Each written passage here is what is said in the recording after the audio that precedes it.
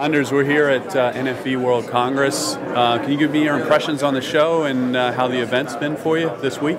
It's been a good event. This is my first NFV Congress, so meeting a lot of customers, companies like yourself, competitors, big buzz, a lot of progress. I mean, you can really feel a lot of excitement. So, yeah. Excellent. How are things in the customer base? I mean, we're sort of in a transitional period from proof of concepts into more commercial deployments. Can you give me your perspective on what you're seeing in the customer base as to the types of deployments or where they're moving forward in virtualization of the network and SDN?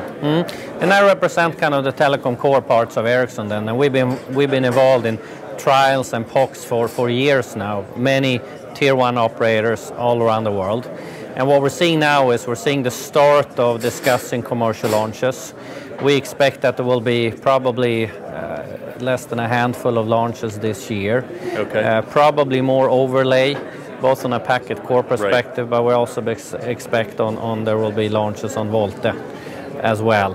Okay. So it's starting.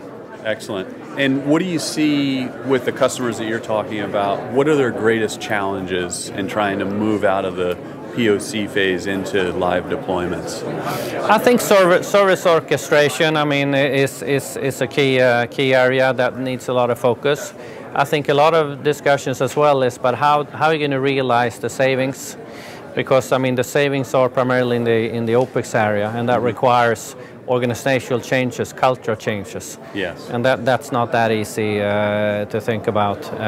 And then I think there is an opportunity as well that we're starting more and more talking about. That's on the revenue side, the upsides. So a healthy discussion now, how can you actually, through NFV, through packaging and scaling, go into new segments, IoT segment, MVNO right, segment, enterprise segments.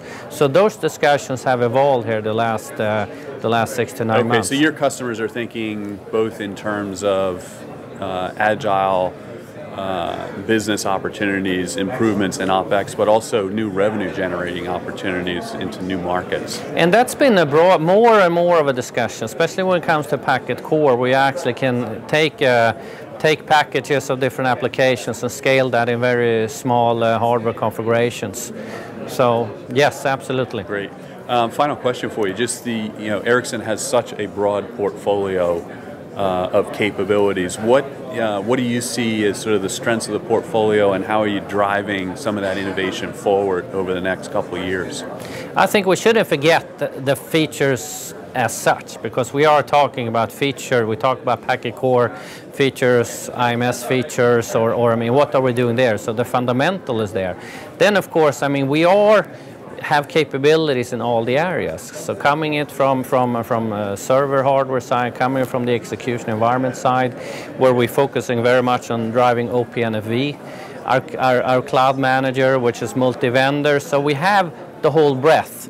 And then of course we have the services capabilities with our strong services portfolio, both from a manager services standpoint, but also now consulting side, helping customers to develop their journey, the transformation journey, and then also the SI capabilities. Right. And then we've done a lot of partnerships and some acquisitions as well in this area to enhance areas that will further enhance our offering. So, excellent. Thank you for your time. Thank you very much. Yes.